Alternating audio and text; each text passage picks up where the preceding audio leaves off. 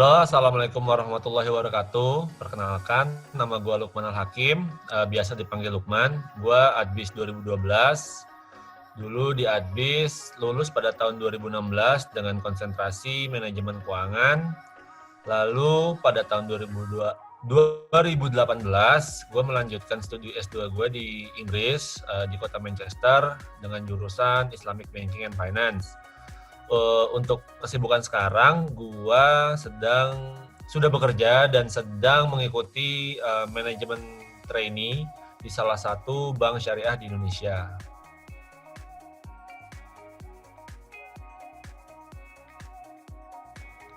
Untuk profit sendiri, jujur gue lupa tagline, nama kelompok, tapi yang jelas gue ingat waktu gue profit itu disuruh membuat salah satu semacam bisnis model lah, kayak wirausaha gitu.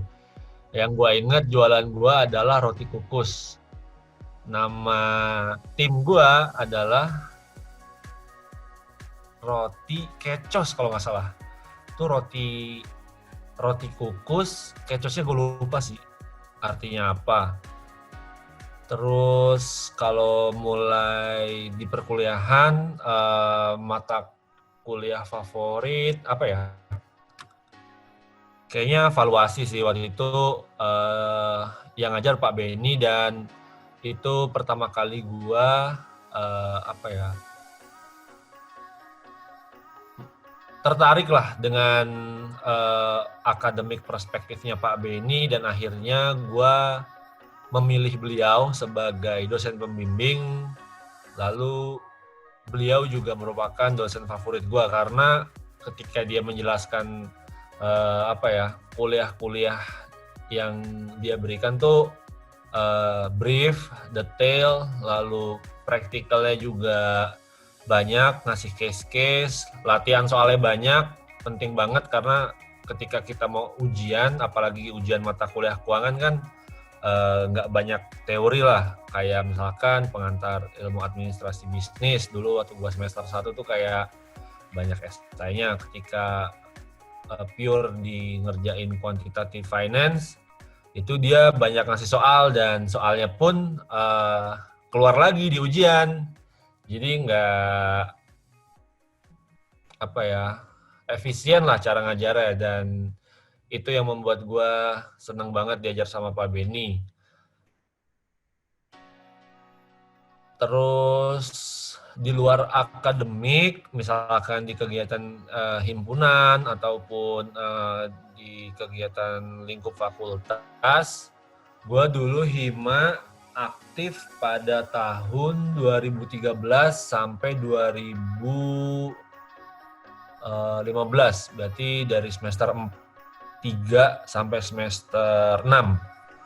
Nah, di situ gue 2 tahun berturut-turut menjabat sebagai staff di Human Capital Division. Mungkin dulu namanya HR. Gue nggak tahu sekarang namanya apa. Di situ gue di bawah kepala divisi minat dan bakat. Karena gue dulu emang hobinya basket ketika kuliah. Jadi gue tuh bertanggung jawab deh atas segala kegiatan aktivitas basket di Adbis, mulai dari ngatur jadwal latihan, terus ketika nanti ada lomba yang skupnya fakultas, itu gue yang ngatur atau gue yang maju. Selain itu di kepanitiaan, ini sih yang menurut gue paling memberikan kesan lah pertama gue di kuliah di Jatinangor, di Unpad khususnya, ketika gue turun sebagai panitia profit. Dan ketika gue jadi panitia profit itu, gue di divisi divisi logistik outbound. Kalau yang sekarang gue nggak tahu masih ada outbound apa enggak. Cuma yang menarik di outbound adalah karena dulu profit gue tuh kan ada yang namanya malam puncak ya. Malam puncak itu dimana kita satu angkatan kemah bareng, mungkin 3 hari 2 malam di Kiara Payung, dekat sih di atas kampus Unpad. itu banyak tuh kegiatan mulai dari bonding, games, lalu post to post senior itu kita berkenalan dengan senior mulai dari 2008 bawah, terus pemilihan ketua angkatan, pembagian jaket hima, lalu juga sebagai tanda kita menyelesaikan masa bimbingan sebagai mahasiswa baru. Di situ gue ngeliat logistik outbound tuh punya andil besar lah.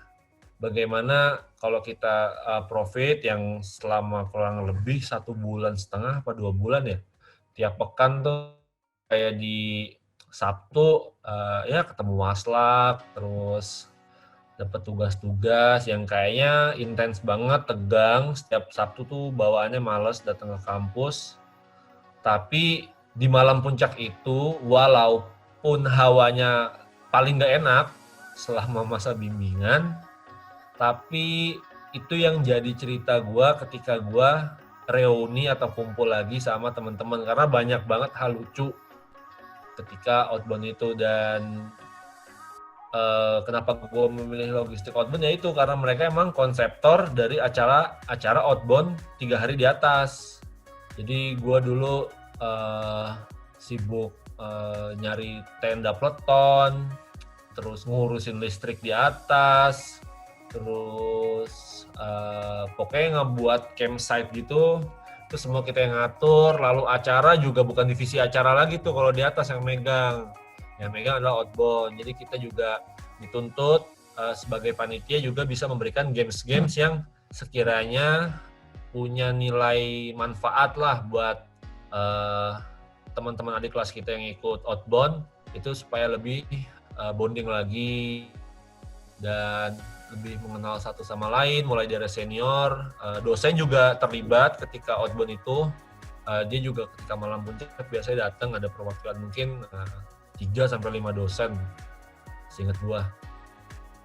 Dan itu sih yang menurut gua salah satu kegiatan yang paling berkesan selama gua kuliah di Administrasi Bisnis Universitas Padjadjaran.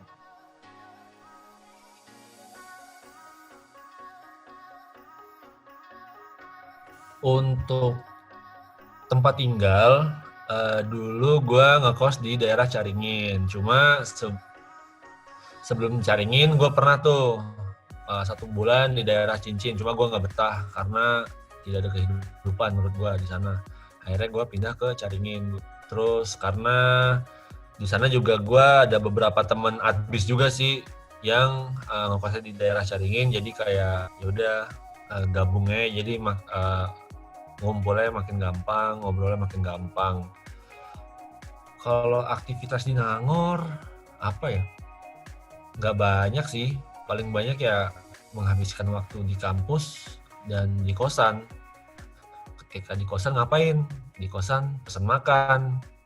Kalau ditanya makanan favorit, apa? Makanan favorit gue BKI. Nah, kenapa BKI? Karena sebelum zaman GoFood, dia udah bisa nganterin tanpa biaya sampai depan kamar kosan, ngetok. Kalau GoFood ya cuma sampai situ doang lah, lu ngambil ke depan. Mana ada coba ngetok kamar kosan gitu kan, kayak mantep banget lah. Jadi sebenarnya. Terus selain itu apa ya, yang kayak hura-huranya, tempat nongkrong. Tempat nongkrong favorit gue itu adalah angkatan 2010 kalau nggak salah Dika namanya. Dulu pernah punya coffee shop namanya Papko. Iya gue inget tuh Papko. Papko itu di seberangnya Jakopo. Jadi kalau misalkan malam banyak menghabiskan waktu di situ sih. Salah satu bisnis dari Dika, Adbis 2010. Nama kopinya Papko. Di situ ya udah ngumpulnya sama anak-anak Adbis. Dan ya udah nongkrong di situ. Tempat nongkrong lain adalah King Kong cuy. King Kong. Nah, masih ada nggak tuh King Kong? Kalau masih ada, alhamdulillah deh. Ya lu tau lah King Kong ngapain kan? Untuk mengisi kegiatan di kosan lah.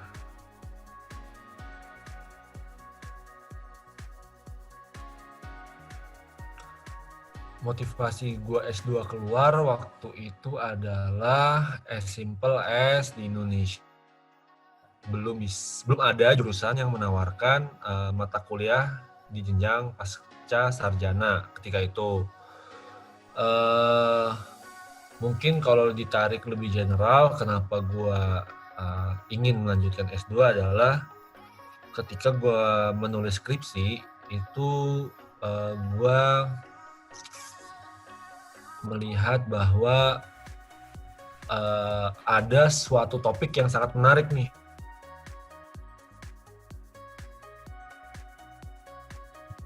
Itu awalnya skripsi gue pingin membahas HAM di sektor properti.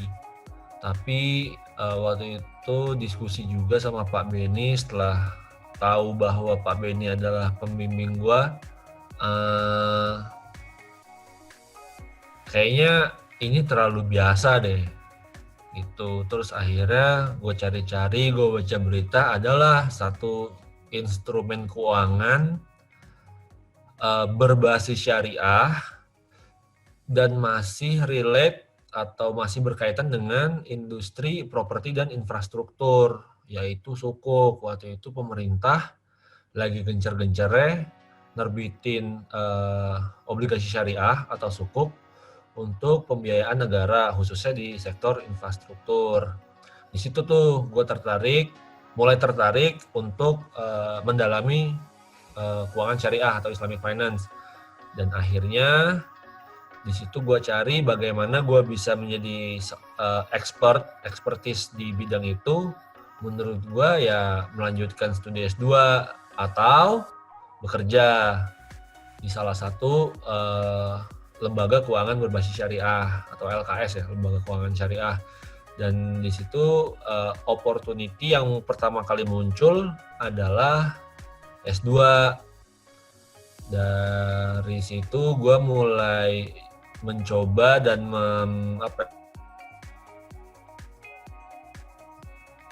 membulatkan niat lah untuk melanjutkan S2. Terus gue cari di mana ya yang kira-kira tepat nih gue belajar S2 tentang Islamic Finance. Pertama ada di Inggris, Malaysia, dan Qatar. Dan tiga-tiganya gue apply, tiga-tiganya juga alhamdulillah dapet. Cuma ketika gue ngeliat lagi dari segi waktu, mana nih yang paling menguntungkan buat gue, akhirnya gue milih Manchester di Inggris karena S2 di sana cuma setahun. Ya udah, dari situ gue mulai tuh mencari syarat-syarat lah, requirement ketika ingin melanjutkan S2 di Inggris, mulai dari persyaratan bahasa, terus kampus daftar-daftar kampus, cari-cari beasiswa, dan akhirnya alhamdulillah dapatlah itu gue beasiswa dari kampusnya. Seperti itu. Lalu pada 2017 akhir, alhamdulillah gue bisa berangkat dan alhamdulillah juga selesai tepat waktu dengan nilai yang memuaskan buat gue. Pada tahun 2019 awal gue udah pulang di Indonesia.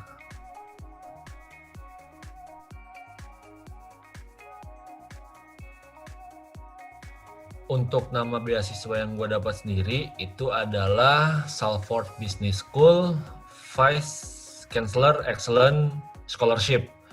Itu adalah bentuk dari beasiswa individu yang diberikan oleh kampus atau institusi yang gue daftarkan kepada individu-individu yang memiliki requirement yang sesuai dengan apa yang mereka kandidatkan gitu kan.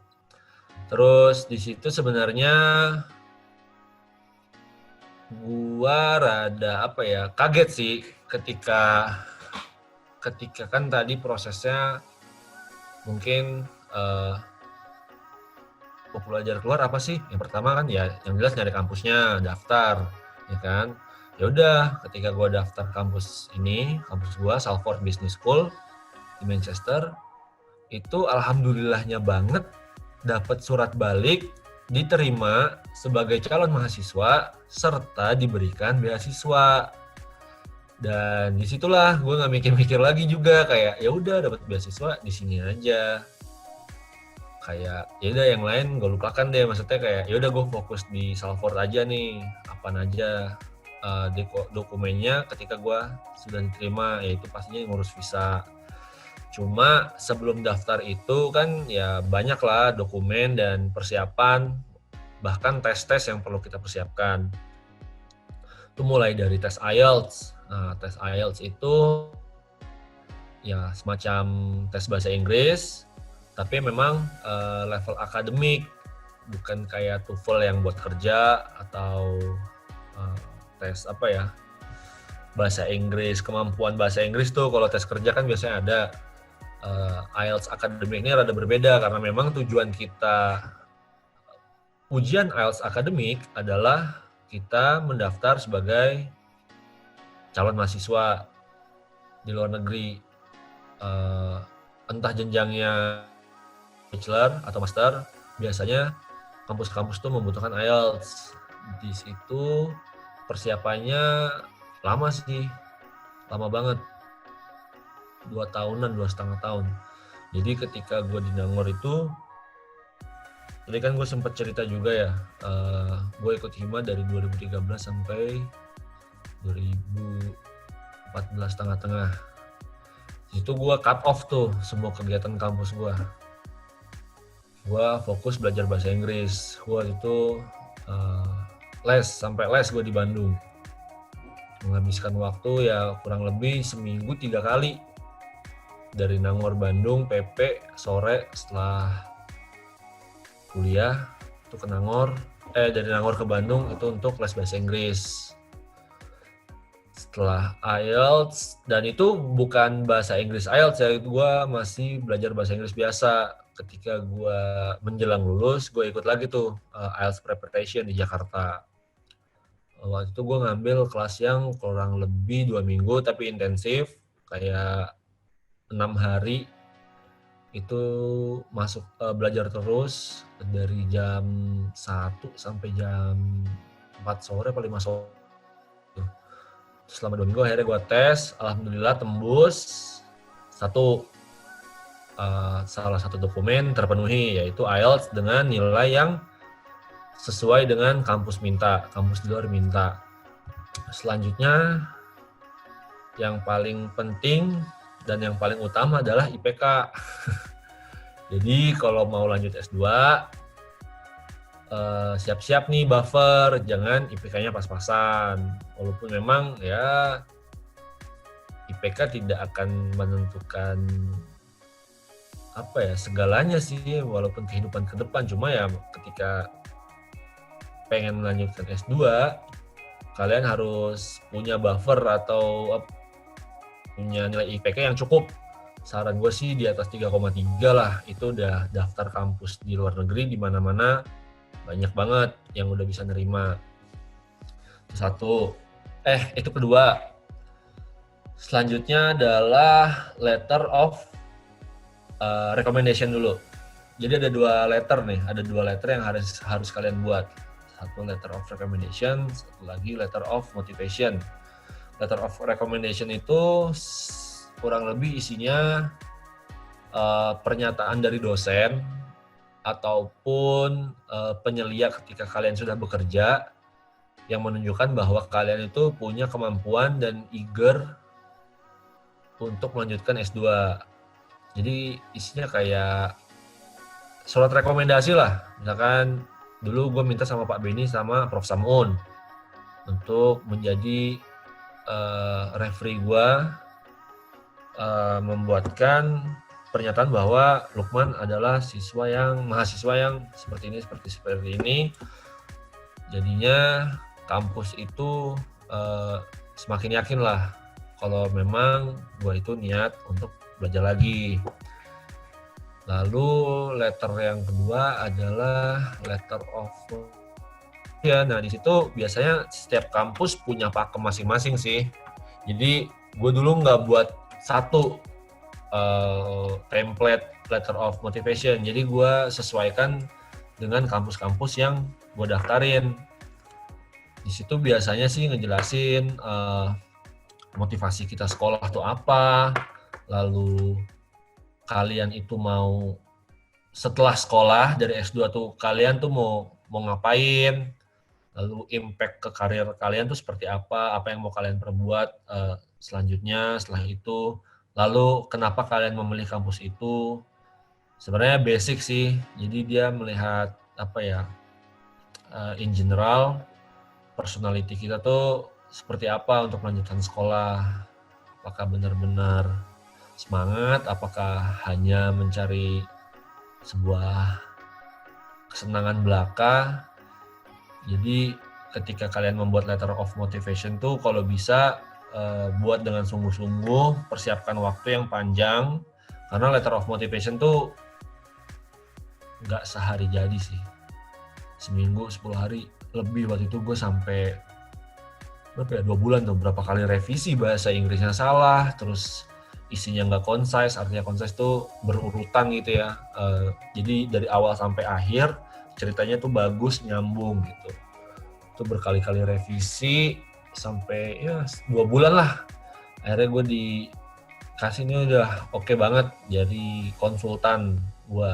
Oh iya, ngomongin konsultan penting juga tuh kalian mencari konsultan pendidikan. Kalau punya niat S2, kontak aja dulu konsultan pendidikan itu. Kalian bisa cari lah di Google.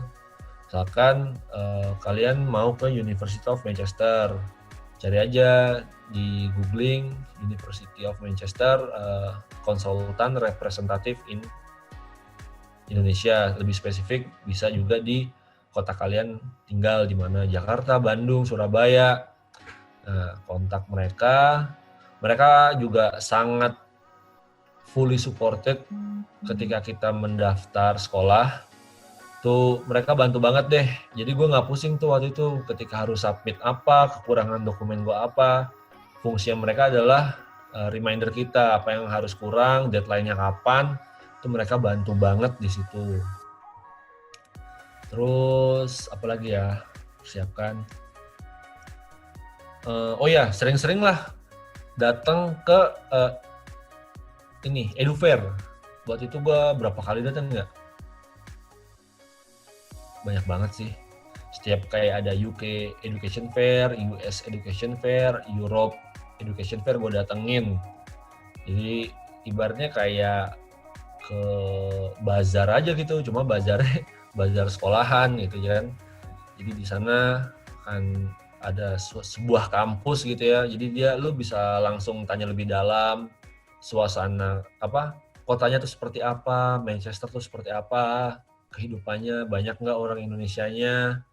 Itu juga bisa ditanyakan tuh langsung. Biasanya juga ada tuh orang Indonesia yang alumni atau orang yang mahasiswa yang masih belajar di sana, jadi ini representatif lah untuk meyakinkan kita juga bisa kampus mereka. Terus apalagi ya, bahasa udah, letter, IPK, motivasi itu wajib, letter of motivation, terus mengetahui kampus yang kalian inginkan, oke. Kalau udah keterima, udah dapat unconditional letter of acceptance. Jadi kayak kalau ada 2 tuh letter of acceptance, ada conditional sama uncon. Uncon tuh unconditional. Kalau conditional tuh biasanya kalian secara umum sudah keterima, cuma ada beberapa syarat yang kurang, itu kalian harus lengkapi lagi. Kalau unconditional itu kalian sudah pure diterima dan kalian hanya perlu tinggal menyelesaikan urusan tuition fee atau biaya sekolah. Karena gue beasiswa, ya alhamdulillah beres gitu. Terus apalagi ya, jangka waktu Kak, persiapan itu berapa lama? Ya seperti tadi yang gue udah bilang, gue persiapan itu semua di semester 6 akhir, gue cut off segala kegiatan non-akademik. Kayak hima, kepanitiaan tuh gue udah nggak ikut deh. Walaupun waktu semester 6 itu teman-teman seangkatan gue yang menjabat sebagai ketua hima, GM, dan lain-lain, ketua panitia lomba yang ada di FISIP gitu kan. Cuma gue cut off di situ karena memang menurut gue pribadi perlu belajar bahasa Inggris lebih lama atau lebih dalam lah ketika gue ingin melanjutkan sekolah, dan akhirnya alhamdulillah sih terbayar. Alhamdulillah bisa terima dan lulus. Cuma ya kan kayak itu pertimbangan masing-masing ya. Mungkin teman-teman di sana sudah lebih jago bahasa Inggrisnya atau lebih apa ya, tergantung kalian sih. Yang penting kalian tuh harus punya inilah time frame-nya kalian lihat masuk universitasnya kapan, tes tuh bulan apa aja, deadline pengumpulan berkas tuh kapan aja, tuh kalian harus punya jadwalnya. Dan sangat dianjurkan untuk kontak konsultan, education consultant sebagai ketika nanti kita ya punya urusan lain. Ya memang jujur aja gue dulu juga selain fokus untuk mencari sekolah, gue juga mencari kerja gitu kan. Itu ya mana duluan aja, dan ya udah yang terjadi pada hidup gue adalah gue dapet amanah untuk melanjutkan sekolah lagi, seperti itu.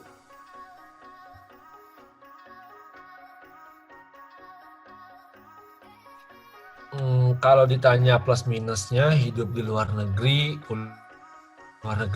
ya pasti ada ya kan, ditanya plus minusnya. Plusnya apa? Kalau menurut gue yang paling utama adalah ketika kita dapat view global, insight yang kita terima atau diskusi yang kita lakukan di kelas maupun di luar kelas sama teman kuliah maupun teman-teman Indonesia yang lainnya yang sedang belajar tuh konteksnya lebih wide gitu. Dan kita banyak sekolah di negara maju, jadi ya banyak juga tuh diskusi apa nih yang bisa kita contoh dari Inggris gitu buat Indonesia ke depannya. Itu satu, jadi ya kita punya wawasan lebih lah. Yang kedua, kalau kehidupan kuliahnya, di sana infrastruktur belajarnya tuh sangat nyaman.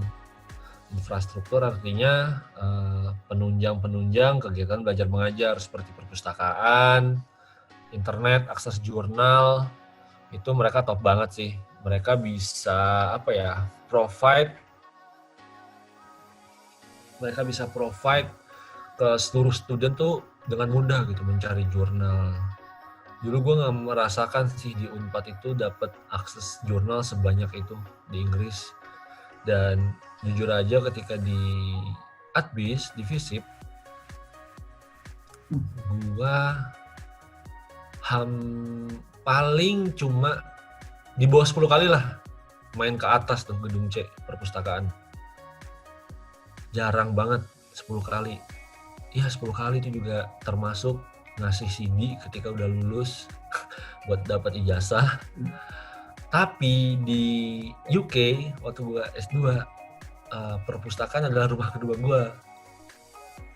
Karena ya namanya sekolah lagi ya. Tugas itu sekolah lagi dan waktunya singkat banget, cuma 1 tahun. Di situ ya tugas bertubi-tubi, mau nggak mau harus banyak baca, dan alhamdulillahnya perpustakaan di sana tuh 24/7 gitu. Selalu buka. Walaupun dia Natal ya, kalau dia kan liburan Natal ya, sama tahun baru tuh cuma setengah hari lah. Cuma sisanya tuh mereka buka terus gitu. Jadi pernah juga gue nginep di kampus ketika tugas-tugas sudah mendesak, tidur di perpustakaan tuh sering. Jadi makanya gue bisa bilang itu adalah rumah kedua gue. Karena itu suasana belajarnya sangat nyaman di sana. Kalau minusnya apa ya? Minus dari kegiatan akademik ada nggak ya? Ada sih. Jadi dukanya ketika kita belajar di luar negeri ya, mungkin nggak tahu sih. Ini gua doang apa temen lain tuh yang juga pernah belajar di luar tuh merasakan hal yang sama. Itu kita nggak bisa gaul lebih dalam gitu ya sama orang lokal sana gitu. Ya mungkin emang ada culture gap di situ ya. Cuma kalau kita lihat, ya dulu bayangan gue sih kayak nonton film apa gitu yang kayak kuliah di luar negeri itu kayak asik aja gitu, temennya banyak. Cuma ternyata tidak seperti itu. Itu dukanya, akhirnya ya balik lagi, kita ngumpul sama orang-orang Indonesia. Makanya gue juga join PPI dulu di sana. PPI Greater Manchester, lalu join komunitas, join masyarakat ekonomi syariah chapter UK. Jadi dia apa ya, pusatnya di Indonesia tuh, MES. Terus dia punya chapter di UK karena memang scholar atau mahasiswa yang mendalami keuangan syariah di Inggris itu banyak. Itu akhirnya ngobrol sama orang Indonesia lagi. Lalu minus yang lainnya adalah jauh dari rumah, kangen makan Indonesia. Tapi dari situ ada positivity-nya gitu yang bisa kita ambil. Nilai positivity adalah kita lebih mandiri, kita bisa masak makanan Indonesia. Mau nggak mau cuy, masak di sana. Masak rendang ya masak. Alhamdulillah bisa masak rendang di sana. Di sini beli lagi.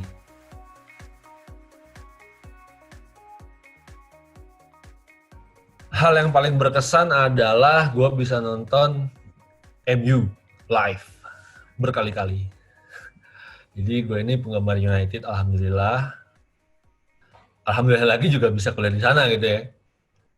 Dan makin alhamdulillah lagi bisa dapat tiket nonton bola live di sana. Itu adalah hal yang paling berkesan dan mungkin gue nggak akan lupain hal-hal itu. Ya di luar akademik kan ya, hal paling berkesan boleh dong, nggak mesti ketika gue berakademik aja kan. Itulah bisa nonton bola langsung, nonton apa lagi ya, nonton konser musik langsung, seperti itu.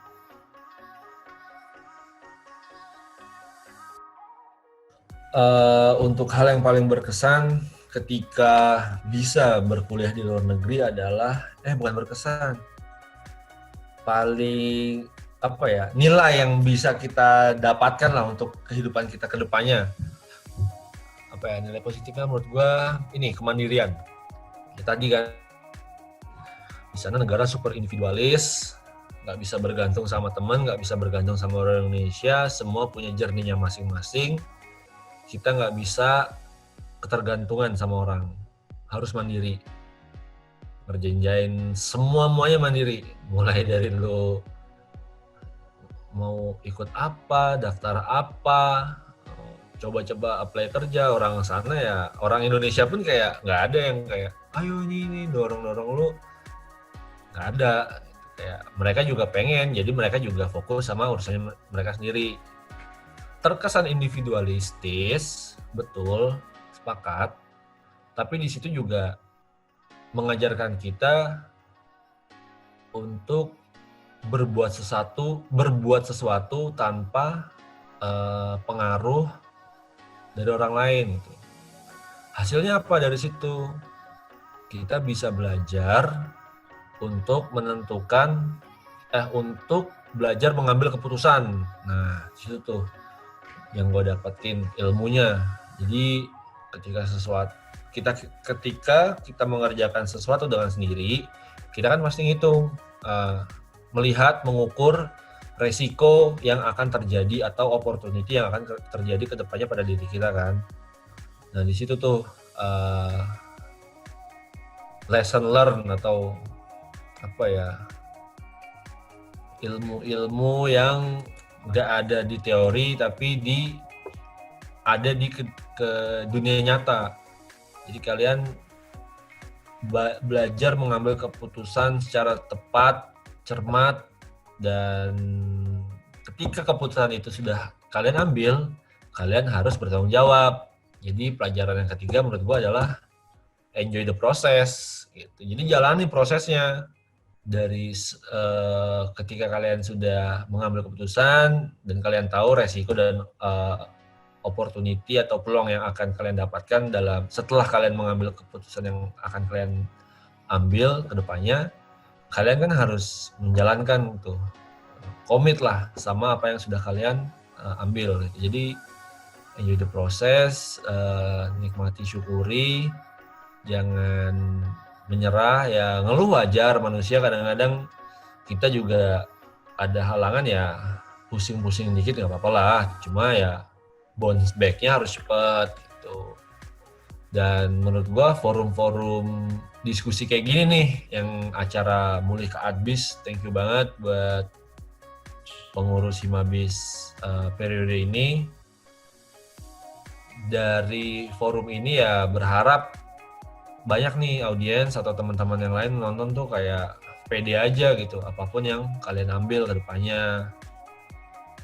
Itu banyak sharing ya, yang cocok kalian ambil, yang nggak cocok ya nggak usah diambil hati, ambil pikiran, karena setiap person tuh punya journey-nya masing-masing kan.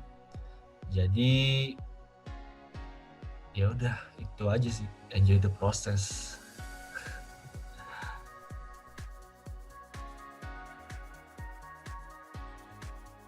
Secara spesifik sih nggak ada kayak di kotak-kotakan gitu ya, kayak ini lulusan S2 negara A, negara B, lokal gitu kan, nggak ada sih. Cuma memang ekspektasi mereka ketika kita sudah menyelesaikan pasca sarjana dari luar negeri ya tinggi gitu kan. Nggak ada sih special treatment, semua sama, semua training dari nol. Dan yang udah S2 di luar negeri jangan malu dan jangan sombong tentunya ketika kalian juga sudah masuk di lingkungan manajemen training, karena memang di manajemen training kan ya HR sebuah perusahaan sudah punya kurikulum juga kan, ingin mencetak calon-calon leader ke depannya itu seperti apa. Jadi punya pakemnya masing-masing. Jadi ya udah ikutin aja kurikulumnya. Nggak ada treatment khusus sih di tempatku ya, itu nggak ada. Mungkin di tempat lain ada, cuma belum pernah dengar juga sih ada treatment khusus atau enggak. Cuma biasanya kalau yang punya treatment khusus ya gitu ya, dia terima cuma S2 udah gitu. Dari luar negeri juga mau khusus lagi enggak sih, kayaknya enggak ada deh, apa gue nggak tahu ya. Cuma pengalaman gua mencari kerja nggak ada tuh yang kayak gitu-gitu. Jadi emang kalau manajemen training udah kita sama-sama belajar dari nol lagi. Kita belajar budaya perusahaan, kita belajar nilai-nilai visi misi perusahaan, semuanya disetting dari nol. Seperti itu.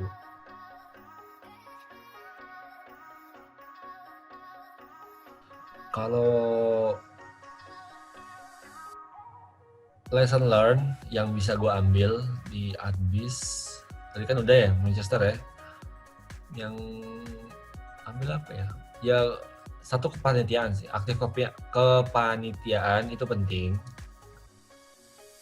Jangan kupu-kupu, jelas jangan. Sayang banget kalau cuma mengandalkan IPK. Ya kayak tadi gue cerita di awal ya, IPK penting nggak penting, cuma tidak menentukan segalanya, tapi juga menentukan sesuatu hal yang kalian akan kerjakan ke depannya. Itu lesson learn-nya Ya alhamdulillah karena gue banyak ikut kepanitiaan, nggak banyak sih, cukup aktif lah. Beberapa kepanitiaan itu mengajarkan gue berani bicara lah, di depan umum, berani mengemukakan pendapat ketika kita berdiskusi secara formal. Karena kan ya tau lah, rapat-rapat kalian juga ketemu dari berbagai divisi dengan watak orang yang berbeda-beda. Kalian tahu harus menghadapi orang tipe ini tuh seperti apa. Kita punya goal A, tapi lawan bicara kita wataknya B, biar goal A kita itu masuk ke mereka, caranya gimana gitu kan.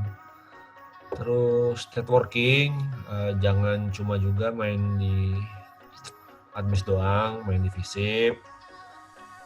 Kalau bisa main lintas fakultas dengan kegiatan apapun yang positif, lakukan. Tuh, karena ya banyak manfaatnya deh kalau punya networking banyak tuh ya, yang gue rasain sih sejauh ini. Dan sampai sekarang sih alhamdulillah masih terjaga gitu ya. Temen gue nggak cuma di FISIP, di admis, cuma ada dari Vkom, dari FE, ya dari macam-macam deh, dari berbagai macam fakultas di Unpad.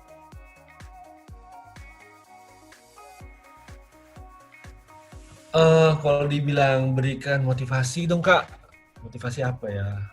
Ya ini aja deh, paling gampang ya, ketika kalian sudah yakin untuk melanjutkan S2, kalian harus fokus, harus berkomitmen untuk melakukan itu semua, karena memang pengorbanannya ya banyak, mulai dari les bahasa, daftar-daftar sekolah, bolak-balik ke Jatinangor buat minta tanda tangan letter of recommendation, revisian letter of motivation, bolak-balik tektokan sama educational consultant untuk melengkapi dokumen-dokumen. Itu effort tersendiri. Cuma yang kalian harus tanamkan di awal adalah niat kalian untuk S2 itu apa. Itu harus bulat benar-benar. Niat gue itu adalah memang belajar. Itu bukan karena gue S2 biar gampang dapat kerja. Nggak kayak gitu. Gue S2 buat jalan-jalan gitu di luar negeri, nggak kayak gitu sih kalau gue. Karena ketika niatnya dari awal itu sudah baik, belajar, ya itu semua nanti bisa tergapai juga gitu dengan sendirinya. Cuma memang kalian harus fokus ketika belajar itu di luar negeri. Kalian tuh juga harus ada goalnya gitu, nggak cuma gue belajar gitu kan. Tapi goalnya apa ya? Kalian tunjukkan dengan mendapatkan nilai yang terbaik gitu ketika di sana. Alhamdulillah sih IPK gue bagus gitu. Yang jelas lebih bagus ketika dari gue S1 dan lompatnya signifikan gitu. Jadi pesan gue sekali lagi, buatkan tekad teman-teman untuk belajar. Jangan lupa berdoa, jangan malas usaha, enjoy the process, take the risk,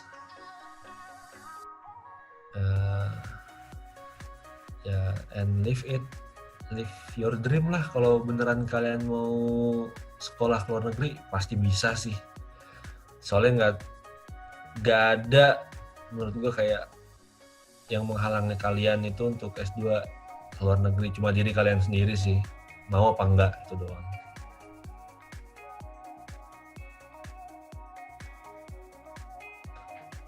Rencana ke depan, pertanyaan HR banget nih. Rencana ke depan yang jelas, dalam waktu dekat, gue ingin menyelesaikan MT ini dengan sebaik-baiknya. Jadi gue bisa jadi pegawai definitif di perusahaan gue. Selanjutnya, setelah menjadi definitif, gue ingin menikah, jelas lah. Selanjutnya, ketika saya sudah mencapai itu, gue ingin sih ada rencana lah PhD, S3. Kenapa S3? Karena gue masih kena kompor. Tanggung lah, udah S2, lanjut aja S3.